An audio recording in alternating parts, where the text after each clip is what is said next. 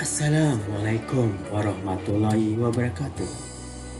Marilah kita bersyukur kepada Allah Subhanahu wa Ta'ala dengan mengucapkan Alhamdulillahirabbil alamin.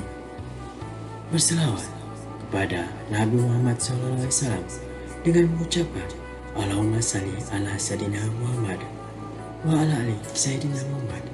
Semoga kalian semuanya dilindungi oleh Allah Subhanahu wa Ta'ala. Amin, amin, amin ya Rabbal alamin. Adapun kisah-kisah Asmaul Husna adalah sebagai berikut. Kisah Malaikat Jibril dan Malaikat Mikail menangis. Dalam sebuah kitab karangan Imam Al-Ghazali menyebutkan bahwa iblis itu sesungguhnya namanya disebut sebagai Al-Abid, ahli ibadah pada langit yang pertama. Pada langit yang keduanya disebut Al-Jahid. Pada langit ketiga namanya disebut Al-Arif. Pada langit keempat namanya adalah Al-Wali. Pada langit kelima namanya disebut At-Taqi. Pada langit keenam namanya disebut Al-Kajim. Pada langit ketujuh namanya disebut Ajajil. Manakala dalam Lauh Mahfuz namanya ialah Iblis. Dia, Iblis, lupa akibat urusannya. Maka Allah Subhanahu wa Ta'ala telah memerintahkannya sujud kepada Adam. Lalu Iblis berkata, adakah engkau mengutamakannya daripada aku, sedangkan aku lebih baik daripadanya? Engkau jadikan aku daripada api, dan engkau jadikan Adam daripada tanah. Lalu Allah Subhanahu wa Ta'ala berfirman, yang maksudnya, aku membuat apa yang aku kehendaki. Oleh karena Iblis memandang dirinya penuh keagungan, maka dia enggan sujud kepada Adam alaihissalam karena bangga dan sombong. Dia berdiri tegak sampai saatnya malaikat bersujud dalam waktu yang berlalu. Ketika para malaikat mengangkat kepala mereka mendapati Iblis tidak sujud sedang mereka telah selesai sujud.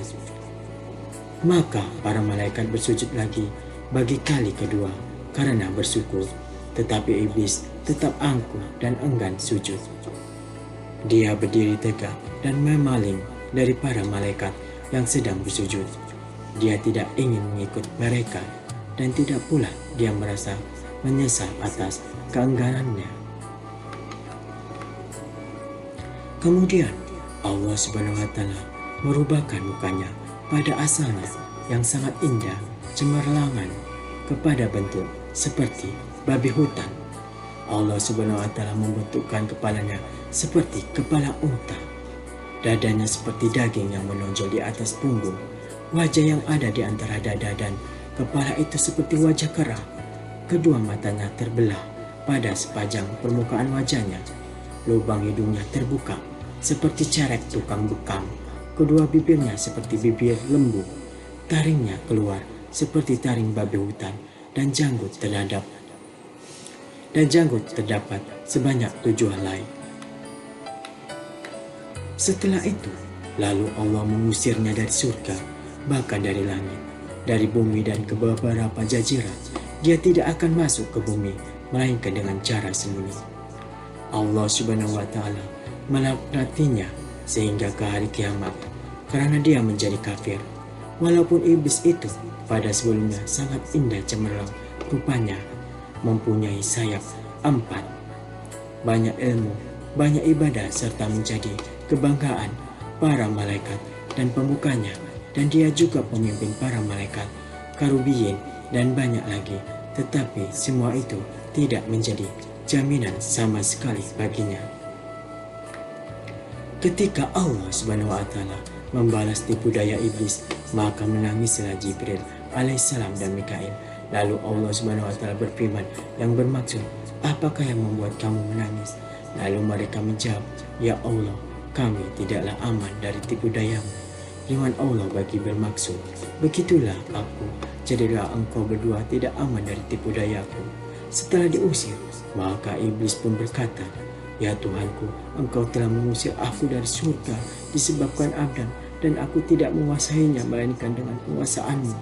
Lalu Allah berfirman yang bermaksud, Engkau dikuasakan atas dia, yakni atas anak cucunya, sebab para nabi adalah maksum. Berkata lagi iblis, tambahkanlah lagi untukku. Allah berfirman yang bermaksudnya, tidak akan dilahirkan seorang anak baginya, kecuali tentu dilahirkan untukmu dua padanya. Berkata iblis lagi, tambahkanlah lagi untukku.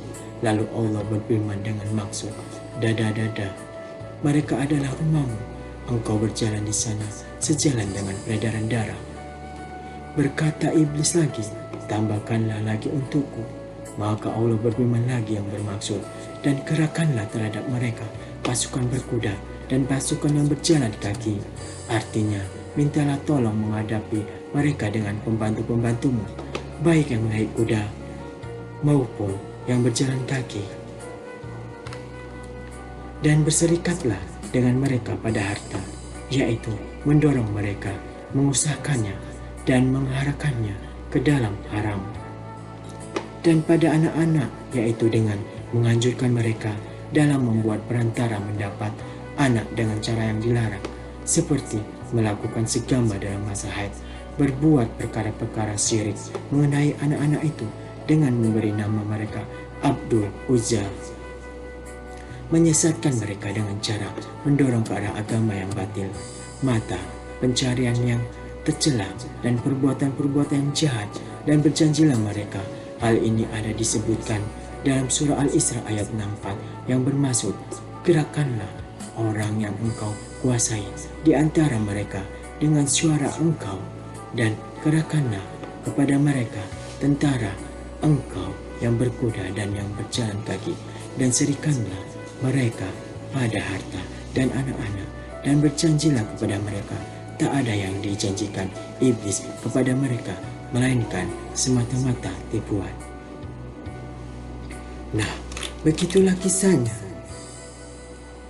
Semoga Anda dapat mengambil hikmahnya dan dapat mengamalkannya. Akhirnya, semoga bermanfaat bagi kita semua untuk di dunia dan di akhirat. Wabillahi taufiq hidayah. Wassalamualaikum warahmatullahi wabarakatuh.